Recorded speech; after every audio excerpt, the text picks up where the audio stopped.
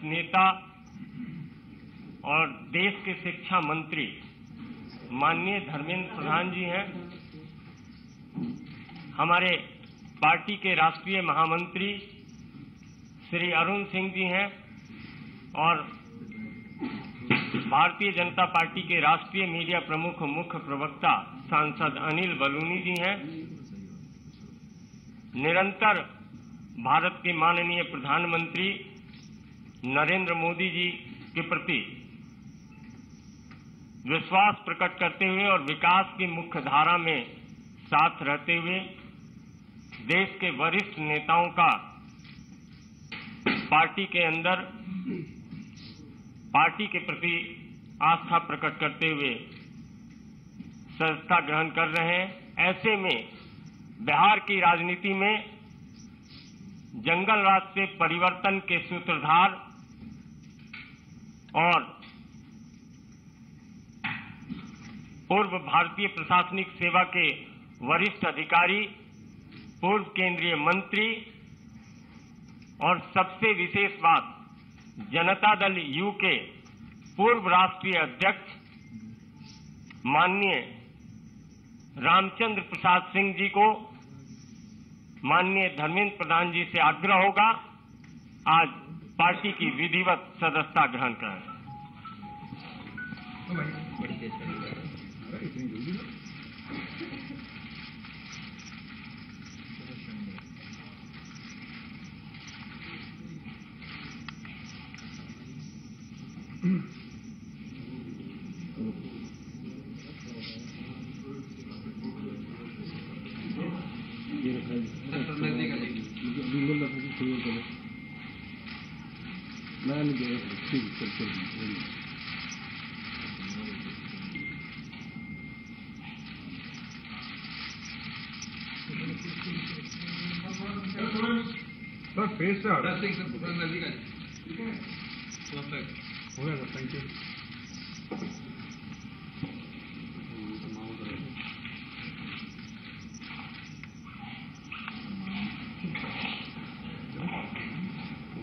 मेरा विनम्र निवेदन है माननीय धर्मेंद्र प्रधान जी से कि आप संबोधित करें। माननीय धर्मेंद्र जी।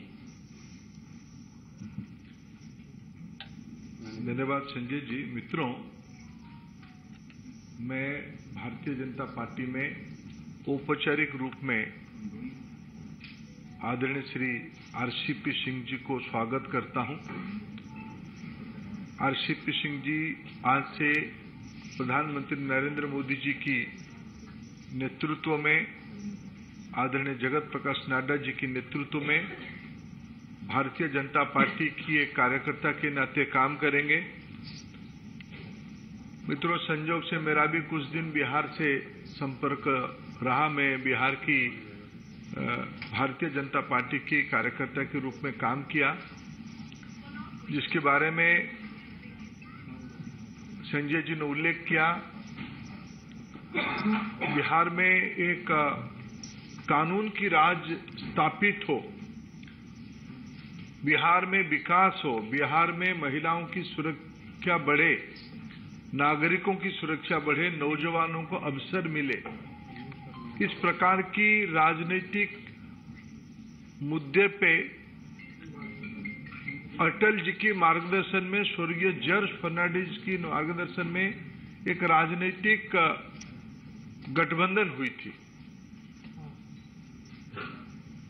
आज की बिहार को पटरी में रखने के लिए उस गठबंधन की बड़ी भूमिका रही।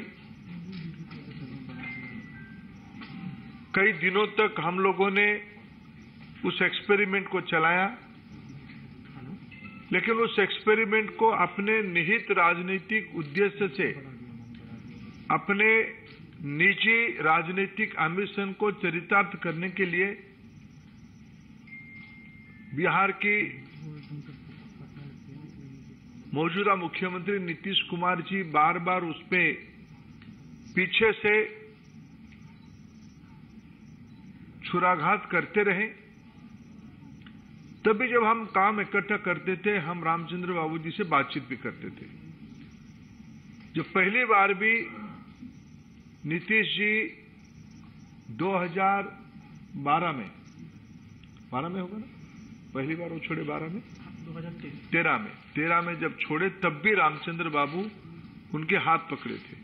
ये बिहार की मैंडेट नहीं था। बिहार की विकास चाहिए, बिहार के अंदर सुशासन चाहिए, लेकिन अपने राजनीतिक मर्यादा में रहते हुए उन्होंने उसको संभालने का कोशिश किया था। दोबारा उस राजनीतिक मैंडेट को पुनः प्रतिष्ठित करने के लिए उन्होंने काम किया। भारतीय जनता पार्टी की राष्ट्रीय नेतृत्व की साथ वार्ता करके फिर बिहार में कानून की राज हो, सुशासन हो, उसकी प्रयास किया। केंद्र में मंत्री भी रहे।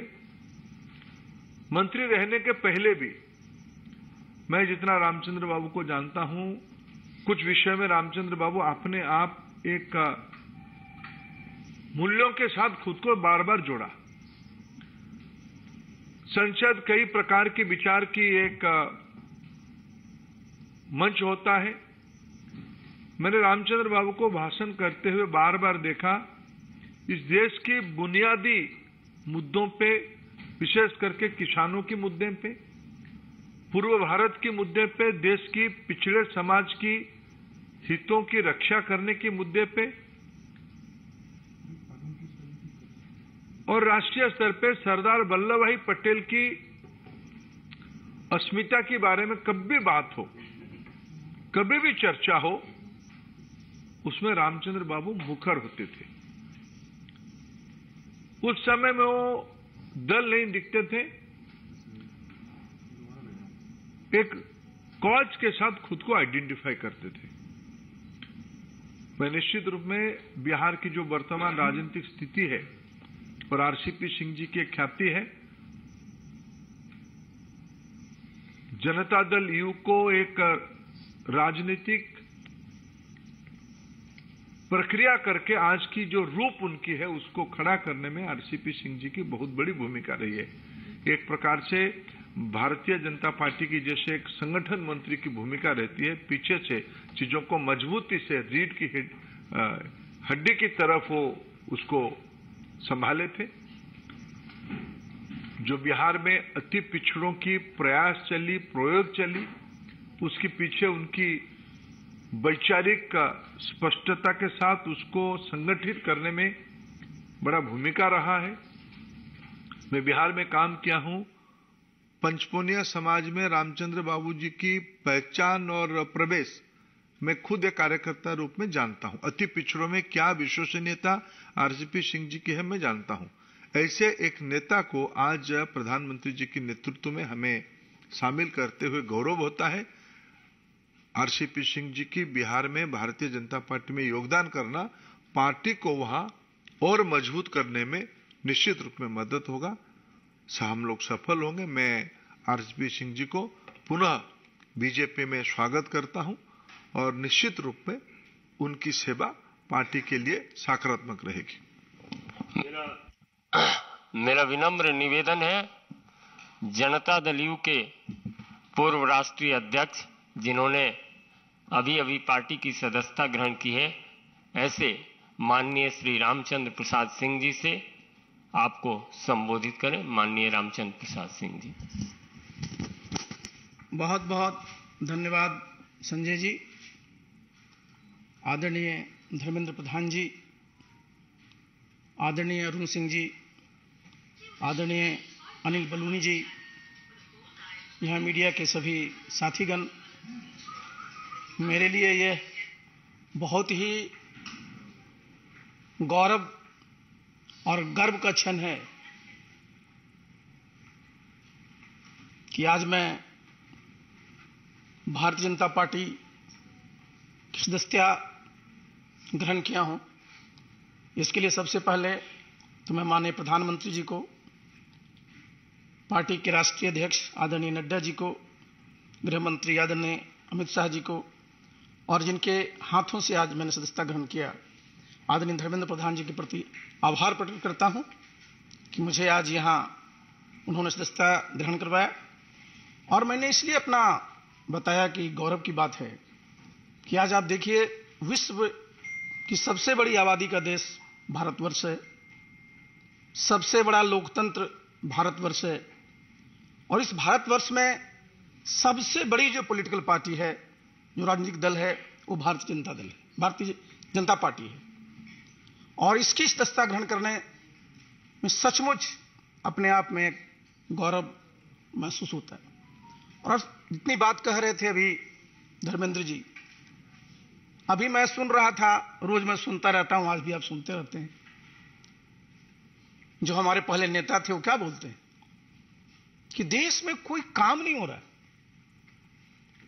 हमने कई बार उनको आईना दिखाने की कोशिश की कि अगर कोई काम नहीं हो रहा है तो नीतीश बाबू ये बताएं कि आज भारतवर्ष दुनिया में 5वीं सबसे बड़ी अर्थव्यवस्था है। ये कैसे हुआ? ऐसे तो नहीं हुआ। आज अभी मैं आया यहां, उसके पहले मैं देखा मुंबई में उनका प्रेस कॉन्फ्रेंस चल रहा है, बड़ी बड़ी बातें कर रहे हैं। गए किस काम के लिए? जरा सोचिए कि देश कहां चला गया और बिहार आज भी कहां। पहले क्या बात करते थे वो? जब भी उनके पास जाइए कहेंगे मैं बिल्कुल क्राइम के खिलाफ हूं, करप्शन के खिलाफ हूं। उनको सी शब्द से बड़ा प्रेम रहता है, लेकिन सी से चेयर भी होता है, तो कुर्सी के लिए ही आजकल सब काम में लगे। आप बिहार में चले जाइए साहब, बता रहे थे धर्मेंद्र जी कितनी मेहनत की गई थी जब 2005 में सरकार बनी थी एनडीए की, किस प्रकार से वहां कानून का राज स्थापित किया गया था, किस प्रकार से सब व्यवस्था की गई थी। और आज बिहार में जाइए सब तार कतार हो गया। 2005 से भी बुरी स्थिति होगी कैसे नहीं साहब? आप एक मुख्यमंत्री का नाम बता दीजिए पूरे देश में जो 3 दिन में 3 प्रदेश में है। एक दिन उड़ीसा में, दूसरे दिन झारखंड में, तीसरे दिन महाराष्ट्र में। किस काम के लिए है? बिहार की जनता ने उनको मैंडेट दिया था, बिहार को विकसित प्रदेश बनाएंगे, बिहार में जो बेरोजगारी है उसको खत्म करेंगे, बिहार के जो बेरोजगार नौजवान उनको नौकरी देंगे। और आप लगे हुए कहां हैं? कहते हैं साहब मैं तो सबकी एकजुटता कर रहा हूं, विपक्षी एकता कर रहा हूं। नीतीश बाबू आप बार बार इतिहास की बात करते हैं, इतिहास भूलिए मत। हमेशा जब भी ये लोकसभा का चुनाव आता है, 2019 को याद कर लीजिए, उस समय भी साहब विपक्षी एकता की बात चली थी। 2019 में आप देखिए यूनाइटेड इंडिया करके रैली कितनी बड़ी बड़ी हुई थी, लेकिन आप क्या एकता करिएगा? आपका नेता कौन है? बिना नेता को एकता होता है क्या? नेतृत्व कौन करता है? और इस देश का जरा दुर्भाग्य देखिए साहब, जब 1989 के बाद से देखिए 2004 तक कितने प्रधानमंत्री हुए, कितने वर्षों में देश की स्थिति क्या हो गई? देश का सोना भी बाहर गिरवी रखना पड़ा था। और आज भारत G20 का प्रेसिडेंट है। मैंने जैसे पहले भी कहा 5वीं आर्थिक पावर है, और प्रधानमंत्री जी ने इस देश की एक पहचान दुनिया में दिया है। तो ये गौरव का सबके लिए विषय है। लेकिन किस काम में लगे हुए? बिहार को आगे नहीं ले जाना है, बल्कि जो मैं बार बार कहता हूं कि लोग उनको बोल देते हैं पीएम। तो मैं इस बात को कहा था कि नीतीश बाबू अब पीएम थे, पीएम हैं और पीएम रहिएगा। लेकिन पीएम का मतलब क्या होता है? पी मतलब पलटी, एम मतलब मार। पहचान क्या बनी है? बताइए साहब, कितने बार आपने विश्वासघात किया है? तो ऐसे साहब समाज का और देश का कल्याण नहीं होता है। तो मैंने इन सब चीजों के मद्देनजर मैंने तय किया कि मैं उस पार्टी का मैं राष्ट्रीय अध्यक्ष भी था। बिहार में उस पार्टी को मैंने गांव गांव तक पहुंचाया, जितने बूथ है वहां तक पहुंचाया। आज क्या स्थिति है? सब जितने कार्यकर्ता हैं सब हमसे पूछते हैं सर कुछ निर्णय लीजिए। आज निर्णय हुआ है, आप देखिएगा बिहार में नीतीश बाबू का कुछ नहीं बचेगा जी।